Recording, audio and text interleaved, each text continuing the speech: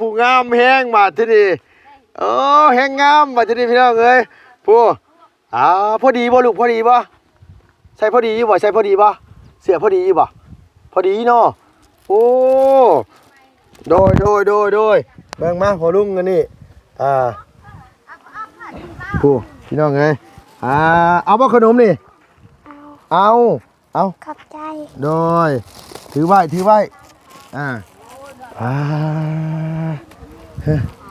โดยใส่พาพอลุงเข้าไปเบิ่งในนั้นในเฮือนตัวน่ะไปพาไปเบิ่งดูลูกหลานไปนอนอยู่ใส่มื้อคืนนี่พี่น้องเอ้ยใส่เสื้อบกส.ลาวพี่น้องๆบ่แม่นอันหยังเพิ่นตำรวจเนาะโอ้ยเบิ่งทำไมค้างไว้แม่เจ้าก็มานอนนี่บ่ลูกล่ะแม่นบ่ใส่ล่ะเข้าไปเลยโอ้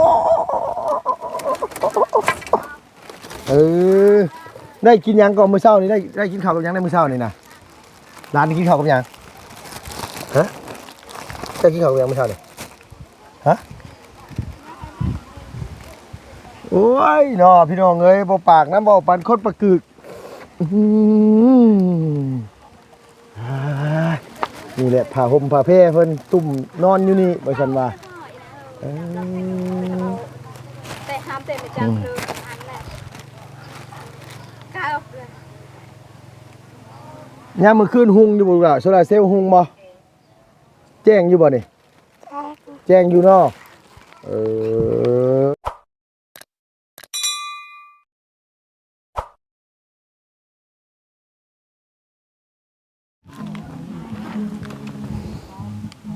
กินแล้วครับกินแล้วร้านกินข้าวกับหยังฮะร้านกินกับหยังลูกฮะตอบแม่น่ะบอกไปโรงเรียนอยู่บ่มื้อนี้ไปโรงเรียนบ่พร้อมบ่อยากอายเด้อยืนจุ๊บเจือลูกล่ะยืนจุ๊บเจือโดยเอาสบายดีป้าลุงนู้สบายดีป้าลุงนู้เฮ็ดจังได๋สบายดีจังได๋นมมือขึ้นสบายดีบอกเร็วเอาเร็วโดยสบายดีป้าลุงมาสิเอาใหม่เอาใหม่เบิ่งมาสิบอกเด้อมานี่เดี๋ยวเบิ่งกล้องพุ่นเอาสบายดีป้าลุงมาดูสบายดีป้าลุงยกมือขึ้นดูสบายดีป้าลุงโดยเพิ่นอยากอายพี่น้องเอ้ยเนาะเนาะแต่ลุงก็ต้องกราบสบายดีเด้อพ่อแม่พี่น้องเบิดสุขุสุคนระวังในและก็ต่างประเทศนะพี่เนาะเปิดคลิปมาพบพ่อกันกับลุงเฮิมเลยกับอีหลาน้อยอยู่บ้านยังก็ลูกบ้านยังก่อนนี่นะบ้านยังก็อีหลาคนบ้านยังบ้านหัวยึงลูกหลานท้ายบรรดาลเนาะพ่อเป็นคนบรรดาลบ่แม่นบ่แม่นก็ว่าดังๆเลยลูกล่ะว้าวคอยพี่น้องเอ้ยย่านพี่เลอเจ้าย่านพี่เลอย่านบ้าวนี่บ่ย่านบ่ย่านกันเฮ็ดหยังใจดีก็ด้ออีหลาไปโรงเรียนอยู่บ่ลูกมื้อนี้ไปหลานไปหาแต่มาแต่โรงเรียนบ่ไปอาบน้ำไหมบ่นี่นะคือผมเปียกๆแม่นบ่ไปอาบน้ำอยู่ไสอาบอยู่ไสลูกอาบอยู่ไสอยู่พุ่นบ่ย่านแน่พี่น้องเอ้ยโอ้ยจะเป็นเพิ่นย่านเนาะแม่เนาะคือไปใส่มาคือแต่งตัวงามแท้มื้อนี้งามจังนี่เสือเอาบ่เสื้อน่ะเอาบ่เสื้อเอาเนาะเกิบได้อยากได้บ่เกิบอยากได้เพิ่นเว้าคอยแน่พี่น้องเนาะเว้าแห้งๆในลูกหลานเดี๋ยวป้าลุงบ่ได้ยินอีหลาซื้อยังเกาะบ่ต้องย่านอีหลาซื้อยังเกาะร้านซื้อยังร้านซื้อนางน้อยบ่กินข้าวแล้วกินแล้วบ่ครับกินบ่ขนมก็กินนุ่มกินบ่นุ่มก็กิน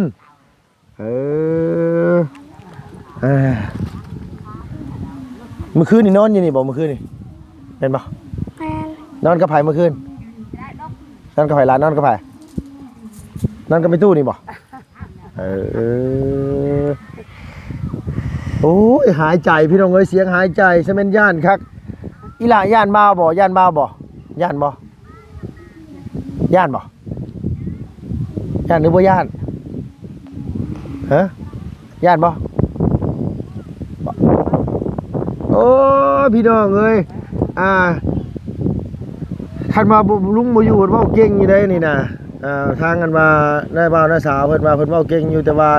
ย่านคนก็บ่แปลกหรอกอันนี้บ่แปลกเลยเด็กน้อยที่ว่าย่านคนที่แบบว่าเพิ่นบ่ฮู้จักนี่ซื้อลุงเฮิมเด้อซื้อเฮิมเด้อซื้อเฮิมหลานสินางน้อยเนาะหลานเนาะฮู้จักกันได้บัดนี้บ่ต้องย่านกันได้บัดนี้น่ะลุงซื้ออันว่าเกิดมาให้กับเสื้อเอาบ่เอาบ่เอาก็อยู่ย่านกันติเอาเจ้าย่านลุงเสยดูเราบ่ต้องย่านกันแล้วให้บ่เนาะใช่พี่น้องเอ้ย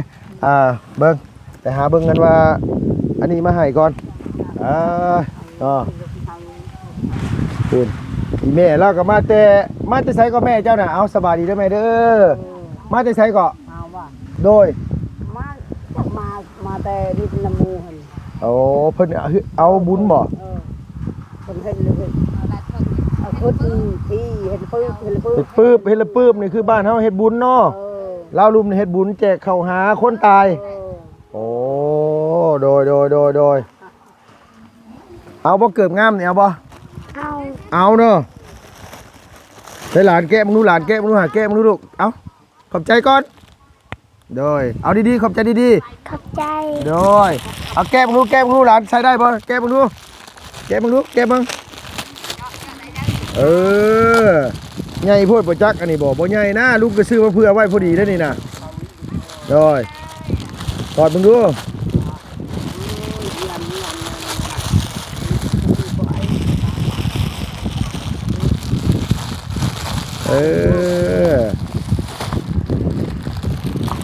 ไปลองสวมมึงดูล่ะลองเอาใส่ตีนมึงดูแกออกจากกันมึงดูแกได้บ่โอ้ยผู้น้อยบัดเอาลองซบใส่เอามันถือข้างนะลูกเด้อป๋าสีงามแท้ว่ะพอดีบ่นี่ฮึบได้บ่ใส่ได้บ่ลูกใส่พอดีได้เนาะได้พอดีเนาะโธ่พอดีเลยเนาะโอ้ออเลยได้นี่ผู้สาวแห่งผู้งามซ้ำนี่นะโธ่โดยลูกก็บ่รู้ว่าสิซื้อเสื้อยังมาให้โอ้ซื้อตำรวจเพิ่นได้มาให้เสื้อกีฬาตำรวจเพิ่นได้บัดที่นี่ลองใส่เบิ่งบ่ลองไปลองตูบหน่อยเพื่อเดี๋ยวบ่าวจะเอาไปใส่ในอีหลาไปใส่ตูบเด้อเดี๋ยวออกมาใหม่เด้อร้านไปใส่เสื้อมาลูกเบิ่งนู่นไปเอาลงกันเอาขอบใจก่อนโดยเดี๋ยวพอลุงให้เจ้าไปลองมึงไปย่างไปลองมึงไปเปลี่ยนเสื้อผ้าก่อนไปเปลี่ยนเสื้อผ้าดูไปเปลี่ยนมาเบิ่งนู่นลูกไปเด้อไปย่างไปเปลี่ยนก่อนไปย่างไปเปลี่ยนยูทูบด้วยลูกเด้อเดี๋ยวมาใหม่เด้อโอ้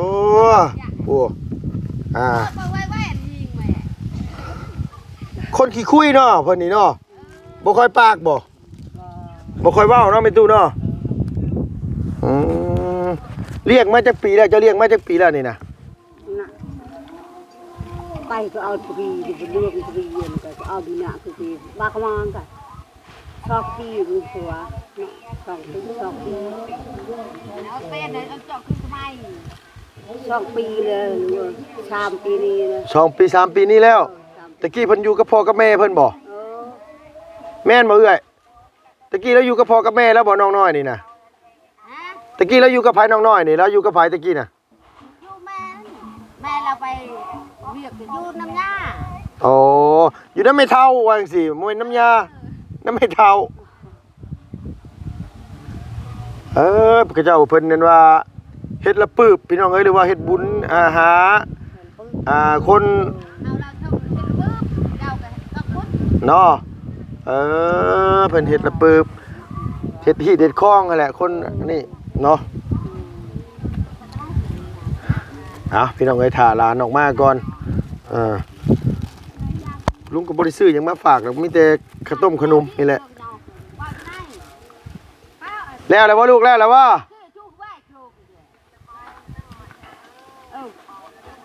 คนประชาชนน่ะ ไผโทรมาแม่เพิ่นบ่โทรมานั่นน่ะ เอาแหละ แม่เพิ่นโทรมาบ่ แม่มาโทรมา โอ้ คนกับนางเอ้ยปากน้ำแน่ โดย เรานางเอ้ยปากน้ำแน่ แม่เพิ่นบอกว่านางเอ้ยปากน้ำเพิ่นแน่ เออ เออเพิ่นอยู่ไสตอนนี้เพิ่นอยู่ไสแม่เพิ่นน่ะ วัด อยู่สวรรค์โอ้โดยเพิ่นฮู้จักบ่เตียงอยู่บ่เพิ่นฮู้จักบ่เตียงอยู่บ่ถามเพิ่นดูฮู้บ่เออเอา แล้วว่าคนนั้นคนตู้คนข้าว คนตุ้ยๆขาวๆโอ้ยเนาะใส่ละบัดนี้ใส่ยังลูกใส่ยังเรียบร้อยหรือยังใส่เรียบร้อยแล้วบ่เอ็ดพี่น้องเอ้ยเบิ่งแน่แม่ก็ป๋าผู้งามแฮงบาดทีนี้แฮงงามบาดทีนี้พี่น้องเอ้ยผู้พอดีบ่ลูกพอดีบ่ใส่พอดีอยู่บ่ใส่พอดีบ่เสื้อพอดีอยู่บ่พอดีเนาะโอ้โดยเบิ่งมาพอลุงกันนี่ผู้พี่น้องเอ้ยเอาบ่ขนมนี่เอา ขอบใจ โดยถือไว้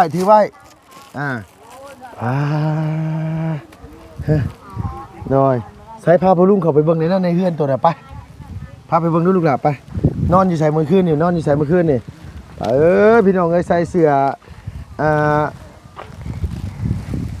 บกสลาวพี่น้องเนาะโมเมนต์อะไรอย่างเงี้ยเพิ่นตำรวจเนาะโอ้ยเพิ่นทำไมค้างไว้แม่เจ้าก็มานอนนี่บ่ลูกล่ะ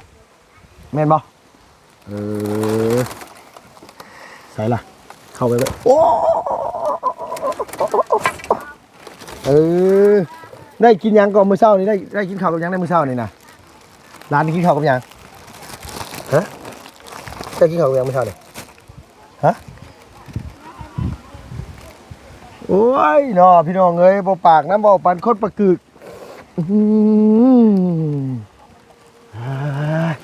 นี่แหละผ้าห่มผ้าแพร่เพิ่นตุ่มนอนอยู่นี่บ่ซั่นว่าแต่ห้ามแต่ไม่จังคืออันแหละกายออกเลย ยามมื้อคืนหุงอยู่บ่ล่ะโซลาร์เซลล์หุงบ่แจ้งอยู่บ่นี่แจ้งอยู่เนาะ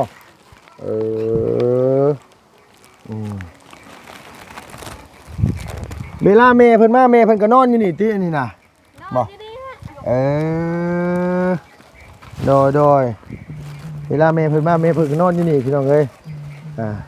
อันนี้ก็เฮือนครัวเฮ็ดง่ายดีหรอโอ้ยเนาะสมว่าเขาเจ้าบ่มีลิพี่น้องเอ้ยทุกข์ยากนี่แหละเอาไว้ก่อนก็ได้ลูกล่ะเก็บไปก่อนไปขนมไปเก็บไปก่อนนะลูกเด้อโดยเก็บไปก่อนเด้อโดยมันจะไปอาบน้ำมาไปสันว่าโอ้ยเสือกับเสือใหม่สุดกีฬาสุดใหม่บาดที่นี่เกือบกับคู่ใหม่แห้งงามบาดที่นี่นะเพิ่นไปโรงเรียนซุมื้อบ่โอ้โดยแม่ใช่แม่เพิ่นน่ะหน้าตาแบบได้แม่น่ะมืดจื้อคือใช่โอ้ยหมดซ้ำพี่น้องเอ้ยแม่ก็บ่กล้าเว้าน้ำลุงเลยพี่น้องเอ้ยวาด แม่ก็บ่กล้าเว้าน้ำลุงเลยลูกสาวก็ลูกสาวเว้าบ่เก่งอันนี้เพิ่นอาศัยอยู่นี่มาจักอันนี้นะเอ้ยสบายดีเด้ออันนี้นี่อยู่เพิ่นอยู่มานี่จักปีละเพิ่นอยู่มานี่อยู่นี่6ใน4 ปี 4 ปี 5 ปี 6 ปีแล้ว5 ปี6 ปีตะกี้นี่เพิ่นอยู่หลังนั้นบ่ตะกี้น่ะหลังน้อยๆตัวนั้นแล้วเพิ่นย้ายมาอยู่พี่บ่นี่เป็นจังได๋เราคือย้ายออกจากหั่นหลังน้อยๆตัวนั้นน่ะเราได้อยู่ทางนี้เอาให้กับอยากอยู่บ่อยากอยู่อยากอยู่เฮ็ดเองอยู่เราเฮ็ดเอง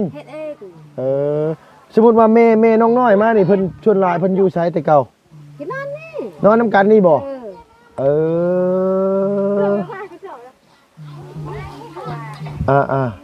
แม่แล้วอายุจักปีแม่อีหล่านี่แม่เพิ่นอายุจักปีล่ะนาง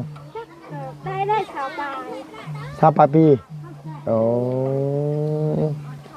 เพิ่นมีลูกผู้เดียวนี่บ่โอ้เดือดแต่ยานเดือดพวกบ้าเลยพวก ไปกินยา โอ้บ่ลอย คือเว่าบ่เก่งนะลูกหล่ะเป็นหยังคือเว่าบ่เก่งบ่ ยาด เพิ่นย่านแม่นบ่ อยากเลย แต่ก็เพิ่นเว่าเก่งกว่านี้บ่ ก็โหคอยปากไปเฮียนคือกันบ่ได้ตอบนายครู คู่ เลย คู่ว่าวกับปอตอบทำนั่นนี่บ่ตอบ อ้าวกลับมั่งแล้วเฮ้ยเพิ่นเว่าบ่ค่อยเก่งปานใดเนาะอยากอายหรือว่าได้ใดล่ะ มักอยู่ว่าเกิบน่ะ มักบ่เกิบน่ะ งามดีใจแล้ว มักบ่ เต้า มักเนาะ สนใจตะกี้นั่นเนี่ยไหนเลือกเรา เอ เลือกเราตา แม่เพิ่นมื้อใดเพิ่นสิมาแม่เพิ่นน่ะ เวลาเอาไปเอ้ย ทำแล้วเราแม่ วันศุกร์หน้าเพิ่นว่า วันศุกร์หน้าเฮ็ดเวียกอยู่สวรรค์เฮ็ดอยู่หม่องใดที่แถวใด เล่เอาไปป้าด้านา แม่นหยังล่ะบาดที่นี่ ลูกให้ ลูกแม่ บ่สาวเว้านำกันในหน้ามานี่ในหน้า ได้พี่ย่าเนี่ยจะตากับไม้เลยเอ้ย จ่าเลยเต้าก็อัดไว้เอาหน่อย เฮ็ดเวียกอยู่ไสเฮ็ดเวียกอยู่ไสอยู่สวรรค์นะอยู่บ้านหยังบ่ลอยเฮาสบายดีเด้อนั่งเด้อโดยอายุเฮ็ดเวียกอยู่สวรรค์อยู่ไสเกาะตัวอยู่หมู่บ้านไหนเกาะอยู่บ้านโพไซนี่ อ๋อ ตลาดใหญ่นี่เด้ อ๋ออยู่โพไซหน้าตลาดใหญ่ โดย โดยเฮ็ดหยังอยู่หั่น เฮ็ดขายกองบุญนี่แหละหอยต้นหอยหยังนี่แหละ อ๋อเฮ็ดขายของบุญหอยต้นหอยหยังอ๋อไปอยู่หั่นแต่โดนแล้วบ่นาง โดยปีหนึง จ่า แล้ว ทานน่าจะเป็น มื้อใดนะสิมามันวันหยังเกาะ ยำนี่ นี่เด้บ่แม่นซุกนี่เด้ อ๋อสุกหน้าเนาะสุกหน้าสุกสิสุกต่อไปเนาะ โดย ปกตินี่ก็มาอยู่นี่บ่นางอยู่จะนอนเฮือนหลังนี่บ่ โดยอยู่กับแม่แล้วก็มีลูกข่อยก็อยู่กับแม่ข่อย โอ้โดยเงินเดือนเท่าไหร่เลยเฮ้ยลงไปอยู่พุ่น เงินเดือนล้านปลายล้านห้าเงินเดือนน่ะ โอ้ บ่หลาย มันสิพ่อยาใส่อยู่บ่ล่ะ ก็ประหยัดเอาแล้วก็ฝากให้ลูกแน่ เออ ได้เงิน โด เดือน ย ล้านปลาย ประหยัดเอาน้ำแน่โดย กันแต่ละเดือนกาเงินเดือนออกก็ฝากให้ลูกซื้อแนวกินแล้วก็ซื้อเขาให้อ้ายซื้อเขาให้แม่กับลูกแม่ นั่นดิเราก็ติดต่อมาหาอยู่มีแต่เจ้าอะไรว่าบ่ฮู้มีแต่บ่ฮู้บ่ฮู้จังได้ลูกอยู่สวรรค์นี่น่ะบ่ฮู้เลยบ่เจ้า โอ้โหล่ะเพิ่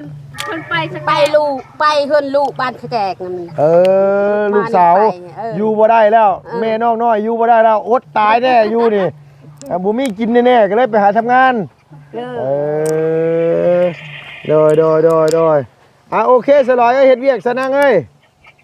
โดยโอเคขอบใจอ้าย โดยมาลูกบ่ว่าวบ่ปาก บัดแม่บัดเว้าเป็นอยู่ลูกบัดเว้าบ่เป็นลูกนี่เนาะกำลังแลเฮ้ยไปบ่ไปหาแม่เจ้าบ่ไปบ่หาแม่อยู่สวรรค์บ่ ไปอ่ะเดี๋ยวเดี๋ยว ไปบ่ไปนำพ่อลุงบ่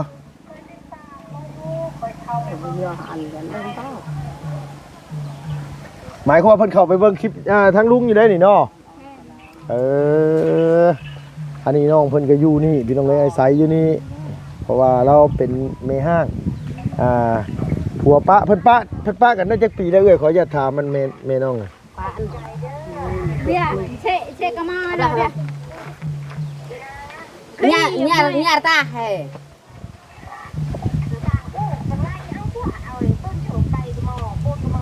4 ปีเลย4 ปีนี่ อ๋อ4 ปีนี้แล้ว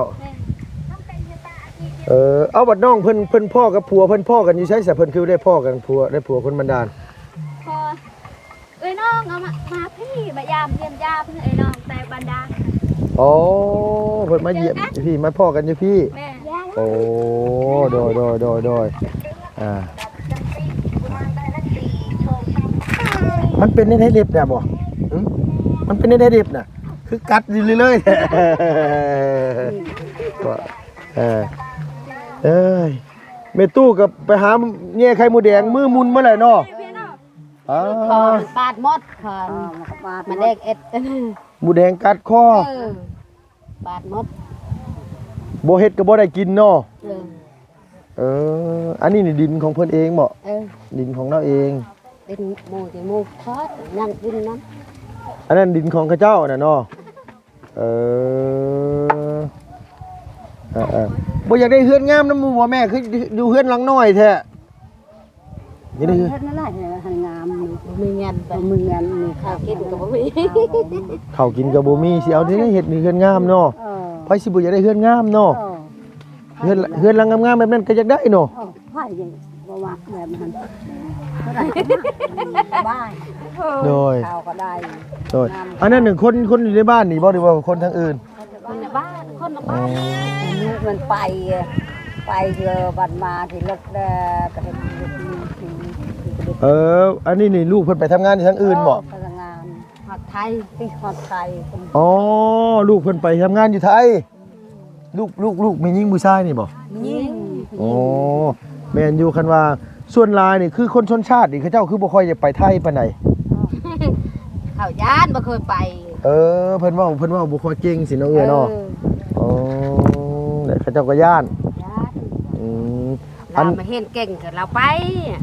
ทางใดก็ไป อันนี้นี่คือเพิ่นเรียนหนังสือเพิ่นเรียนหนังสือเพิ่นเก่งแล้วเพิ่นก็ข้ามไปไทยพุ่นก็ง่ายก็ไปสร้างอาชีพอยู่ไทยพี่น้องได้กลับมาเพิ่นก็ได้สร้างบ้านสร้างช่องเนาะบ้านนะได้ได้ โดยอยู่ได้หนึ่งยืนกับเปิดแนวแฮนด์ ตะกี้น่ะเจ้ากับลูกสาวอยู่เฮือนหลังนั้นบ่ตะกี้น่ะอยู่หลังนี้ ตอนน่ะลูกได้ไปทำงานก็อยู่หลังนี้ อ๋อลูกบ่ทันได้ไปทำงานน่ะอยู่หลังนี้พอลูกไปทำงานแหละอีแม่ย้ายจากหลังนี้มาอยู่นี่เฮ็ดนี่อันนี้เฮ็ดเองบ่ เฮ็ดเองเว้ยนี่ก็เฮ็ดเองหมด แข็งเจ้าเนาะแม่เนาะเก่งเนาะพี่น้องเอ้ยแล้วก็อยู่แบบติดพื้นเลยเนาะนางเนาะอยู่แบบติดพื้นเลยพี่น้องวันละเฮ็ดหลังน้อยๆนั่งของหมกเข่งแมกอยู่มีหลังเดียวนี่แหละที่ว่าทุกข์แห้งในบ้านนี่ลูกสาวหรือว่าอันแม่ของน้องน้อยนี่เพิ่นก็ไปทำงานอยู่ทางสวรรณเขตว่าซั่นว่าได้เงินมาเงินเดือนออกกับโอนเงินมาให้ทางแม่กับปันว่าลูกซื้อข้าวกินว่าซั่นว่าโอ้ยเนาะอันนี้แม่เฮ็ดเองคือกันบ่นี่กะมื้อนี้มีหยังขายเนาะมื้อนี้เนาะบ่ได้ไปขายหยังเนาะมื้อนี้บ่โดยอยู่เฮือนมื้อนี้บ่ได้ไปขายหยังน้ำพอดเลยโดยไปซุมื้อบ่ไหวเด้เนาะแม่เนาะตายปะร้านเด้เนาะป้าบ้านลาดก็อยู่ป้าไปกินข้าวก็บ่เฮ็ดมันก็มันหาวสิกินน้ำมันบ่หาวก็แล้วจักมันไปใส่ไปหาจักหาได้มันก็อยู่ของแลดอกข้ามไปหาฮอดเวลากินเฮาก็กินก่อนยามกินบ่หมดก็มันกินอีกโดยวันศุกร์หน้าพี่น้องแม่เพิ่นสิมาว่าซั่นว่าวันเล่นนั่นคนนะ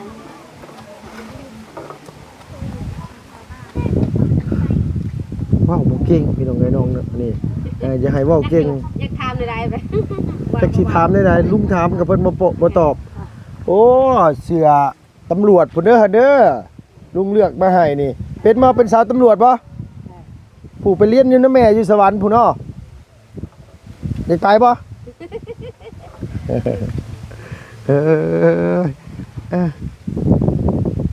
โอ้ยขมั่งน้ำเด้พี่น้องเอ้ยขมั่งน้ำหลานมาปากน้ำเด้ถามโดยเอามีจะลุงสิเมื่อป้าได้ชนะมาว่าน้ำกันเฮ้ยแม่เพิ่นมาแม่เพิ่นสิว่าเก่งอยู่เนาะแม่เพิ่นเนาะว้าวแม่มันเคยไปแม่เคยปากเคยว่าเนาะอันนี้นี่คือตอนเพิ่นเกิดนี่เกิดอยู่บ้านนี่บ่หรือว่าเกิดอยู่บ้านด้านอยู่บ้านด้านโอ้มาจากบ้านด้านมึง2 ปี ง่ายๆก็คือแม่เพิ่นหาแต่เลิกกับผัวนี่ได้4 ปีเนาะเออโดดน้องเอ้ยกำมังน้ำคือกันไอ้ลุงกับปากบ่เป็นร้านเว้าบ่เป็นลุงกับไปบ่เป็นคือกัน ครับวานเนาะ โดย แกระ โดยจักเว้าอีหยังลุงก็โรยไปสิดอกลุงก็บ่เข้าใจพี่น้องเอ้ย เอาพ่อมันแพ้มันมันตีจะเอาขึ้นชิด อืมโดย แพ้ ลุงสิเมื่อป้าได้เนาะเมื่อได้เหยเมื่อได้ขอบใจกันดีกว่าเหยซื้อเสืองามมาให้เกือบงามมาให้นี่ ขอบใจไปขอบใจพอลูก ขอบใจเสียงดังๆขอบใจเสียงดัง ไปเท่ๆ ๆบ่ใหม่1 2 3 ขอบใจ โดยเอ้ยพี่น้องเอ้ยไอ้หลานก็ว่าบ่เป็นย่านยืนใกล้กันจนสั่นพุ่นน่ะกินเด้อขนมเด้อลุงซื้อมาให้น่ะเด้อกินหลายๆเด้อลูกเด้อกินหลายๆเด้อขนมเด้อโอ้ยลุงขี้ขานเว้าน้ำเจ้าได้ล่ะลุงเว้าน้ำเจ้าเว้าบ่เป็นละนึกแต่หัวโดยซื่อๆก็บ่เป็นบ่โดยเว้าม่วนๆนั่นน่ะเดี๋ยวโอเคบ่เป็นหยังเดี๋ยวแม่เจ้ามาเดี๋ยวลุงสิมาเยี่ยมจ้ะนะว่าสิพาหมู่เข้ามาอยู่นี่นะบ่อยากได้บ่เสืองามน่ะส่งงามน่ะบ่อยากได้บ่แล้วพี่น้องเอ้ยขมั่งละเมื่อเด้อแม่เด้อเมื่อเด้อสาวเด้อโดยมื้อหน้าสิมาเยี่ยมใหม่โอ้ยน้อยเอ้ยเว้าเป็นอยู่พี่น้องเอ้ยแต่ว่าเพิ่นบ่กล้าแสดงออกเพิ่นย่านคนน้องเพิ่นย่านคนน้องเพิ่นบ่กล้าเว้านำคนบ่กล้าเว้านำคนเด้อจักสิว่าในหลายนะเนาะพี่น้องเนาะพี่น้องเอ้ยสำหรับคลิปนี้ก็มีแต่ว่าลุงก็ขอขอบคุณขอบคุณขอบคุณใจพี่น้องหลายๆเนาะอยู่ดีมีแฮงอย่าเจ็บอย่าจนลำรวยสุขภาพพานามัยแข็งแรงเนาะพี่น้องซอยพิจารณาเบิ่งนํกันพี่น้องเอ้ยตัวนี้ก็ซอยเบิ่งซอยพิจารณาเพราะว่าน้องเพิ่นก็อยู่แบบนี้ลำบากยามฝนตกฟ้าลงก็โอ้ยเนาะอยู่บ่เป็นฝนตกไม่งอดไม่เงาเข้ามาว่าซั่นว่าเอ้าแล้วก็ขอขอบคุณขอบคุณขอบคุณขอบใจพี่น้องหลายๆอยู่ดีมีแฮงอย่าเจ็บอย่าจนลำรวยพี่น้องสุขภาพแข็งแรงสำหรับคลิปนี้ไปแล้วพี่น้องบ๊ายบายสบายดีเด้อพี่น้องเด้อ